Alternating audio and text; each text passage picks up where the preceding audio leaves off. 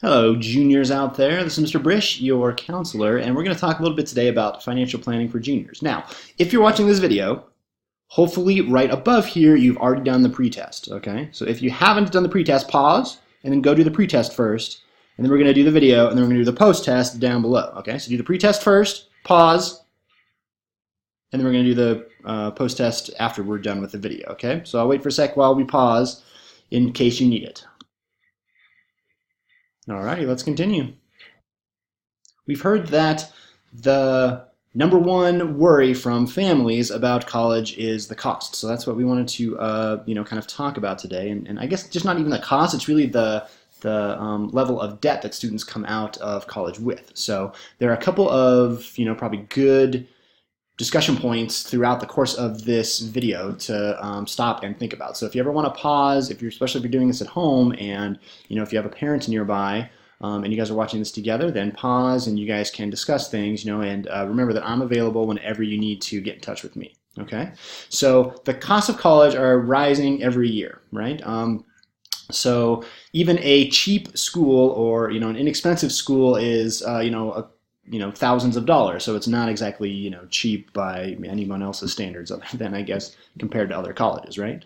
But as a junior, you can start now in order to figure out, what college is going to cost for you in the future.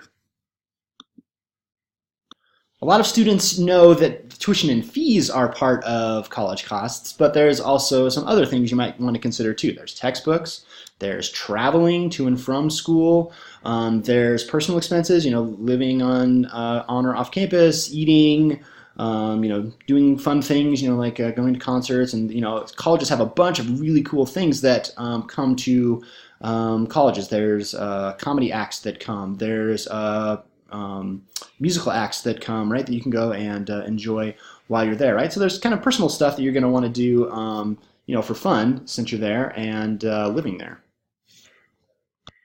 And undocumented students have options too. I get this question a lot from students, and it kind of depends on what your undocumented status is, but there are some scholarships available. There are, a whole bunch of resources out there for undocumented students. So if you are a DACA student, or if you are a student without a social security number at all, then you want to come and contact me so that we can talk our way through, filling out the FAFSA. We can talk about, getting all the necessary steps together in order to be able to go to college. But you should know that undocumented students can go to college. The only thing that is sort of a drawback to being undocumented is that you're not going to be able to get federal financial aid.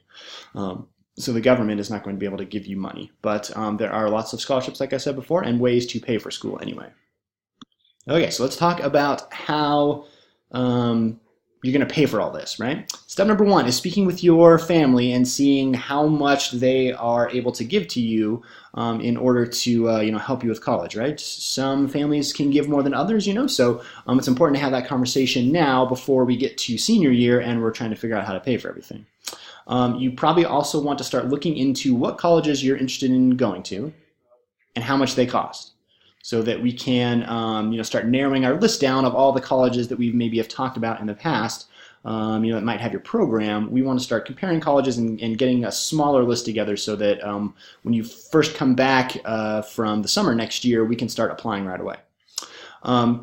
There's a bunch of financial aid kind of devices, I guess, for a better word, on school websites. So you can go to each college, and look at their net price calculator, or look at their financial aid options, on the homepage of their website. So if you're part of College Club, this is the kind of stuff we do. So if you want to be a part of College Club and you're not, let me know.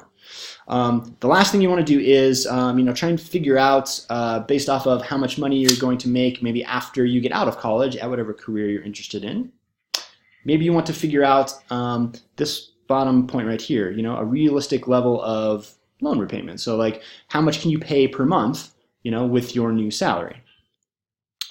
For instance, I've known you probably have seen this chart a couple of times now because, I'm very fond of showing this. But remember that if this is your bachelor's degree, this is your 4-year degree you're getting out of college, right? And you're making, say the average, you're making this much a week, then how much a week can you spend on your loan. You're going to be making a whole lot more than you would if you just graduated high school. See, it's down here. Or if you just got your 2-year degree, right? There's a big jump between that and your 4-year degree. Some of that money, of course, might have to be spent on loans. But remember that I paid for all my college through loans, because I know I've told you this story before. I was lazy and I was like, I don't need scholarships. I'll be fine. And it turns out that that was true. Although I probably could have helped myself out a lot if I would have been a little less lazy when I was a senior and actually gotten some scholarships. But you want to make sure that your loan that you might end up getting is not too difficult to repay with how much money you're making per year. So here's some good steps to take if you are serious about doing this research about college, right? Step number 1 is try and get a list of colleges together. Remember that you want to, make the list as large as possible in the beginning, right? A lot of you have already done that with me so far, right? Then the step 2 is going to be to start narrowing your colleges down into a list of, 5 to 10 maybe. And part of the narrowing down process is looking at the financials of each college, right? You can start learning about how to pay for college, right? You can always come to College Club, right? We talk about this stuff all the time there. You can start investigating colleges, and trying to figure out, is their graduation rate high enough? This will tell you, how good of a chance you have of starting at a college and earning your degree at the end of it, right? So that's kind of important. You want to pick a college where a lot of students, start off as a freshman and then end up as a senior with the degree that they want. They're not dropping out, they're not leaving for another college, right? Step number 4 here is discovering the average amount of debt that students owe at that particular college, right? This will help you know how much scholarships are available from that college. It will help you know how good the financial aid department at that college is in, helping you find scholarships and stuff. What you're going to do when you eventually get accepted to a college is go to their financial aid department, and after you fill out your FAFSA, you're going to go to their financial aid department and you ask them about what kinds of scholarships are available to you. They might send you that in a letter, or you might want to go and make an appointment, depending on your level of comfort there. And then you want to make sure that you ask anybody who's gone to that college about it. You want to talk to me about your admissions process. You might want to talk to your family if anybody has actually gone to that college, or you want to talk to other college students perhaps about what life in college is like, right? Doing that kind of research now can help you decide on the right college for you later on. Okay, so there are a bunch of useful tools. You can click on them and look at them in more detail below. You can also do this at College Club as well, right? Each school has what's called a net price calculator, which will tell you how much that school is going to cost. All of those things from the second slide that we talked about, right? The tuition, the room and board, the books, the travel expenses and stuff, right? It'll all go into that net price calculator. The other thing you could do is to try and figure out what your average salary is in your future occupation. Remember the chart we just looked at was averages. You want to find the average salary of your particular occupation. You can do that in Naviance, remember, in the Careers tab. We've done that before, but if you have questions about that, let me know, and we can also look there. You also may want to know what your estimated family contribution is going to be. This is what you're going to get from the FAFSA. The FAFSA is a form that everybody has to do when they go to college, and what it does is it calculates your parents' taxes, sometimes your taxes, and it determines how much money your family can pay for college. That's what this estimated family contribution is. So you can learn this, get an estimate of it, I guess, right now. You need to know a couple of things, how much money your parents make, that sort of thing, in order to do it now. But you could figure this out right now by going to the link below. The loan repayment calculator is also a good tool, because what it's going to tell you is, how long it would take you to pay your loan, right? And then how much it was going to cost per month in order to pay off the loan. Right? So those are good, useful tools. So if you're interested in that, click below. If you want to do it with me, next time you're in, just say, hey, can we talk about the financial planning links, and we can go through these ourselves. There's also a couple more here, right? There's the college completion rate, so how many students graduate from your college. You can do this for multiple colleges and compare them. There's the College in Colorado Money 101 site, which is really good kind of introductory information about budgeting, about scholarships, about the difference between a loan and work study and scholarships and all that good stuff. If you are an undocumented student or a DACA student, then everything you need to know about the FAFSA, we've got a link here too, right? And then actually two of them here, right?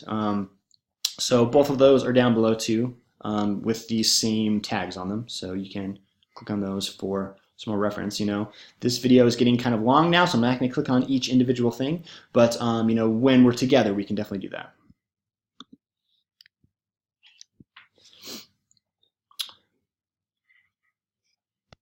All right, so you might be thinking, what can I do right now in order to help myself out later on for college, right?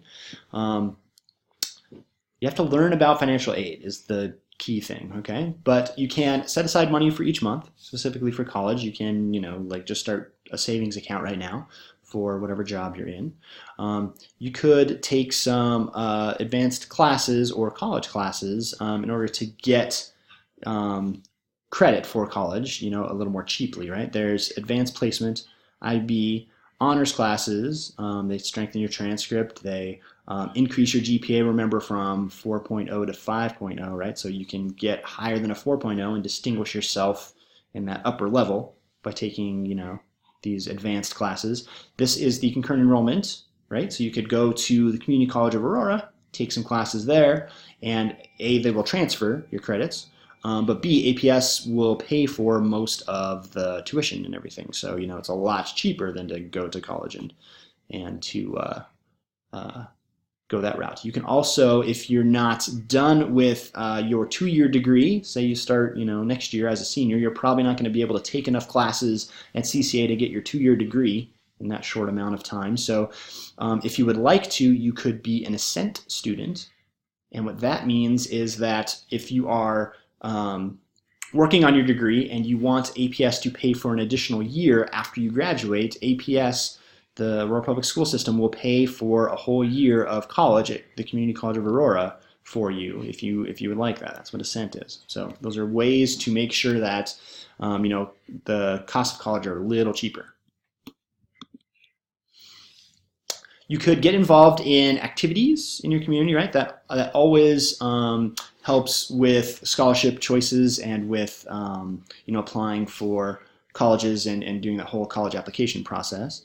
Being a well-rounded student is really sought after, right? You can prepare for the SAT and the ACT tests.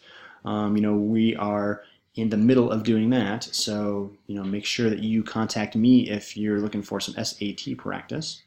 And then you can start looking at some scholarship requirements that you might be thinking about for next year to see, am I, have I done enough community service for this scholarship? Have I, if I have to write an essay, maybe I want to start on it now or over the summer when I don't have a lot of stuff going on. Senior year can be really hectic.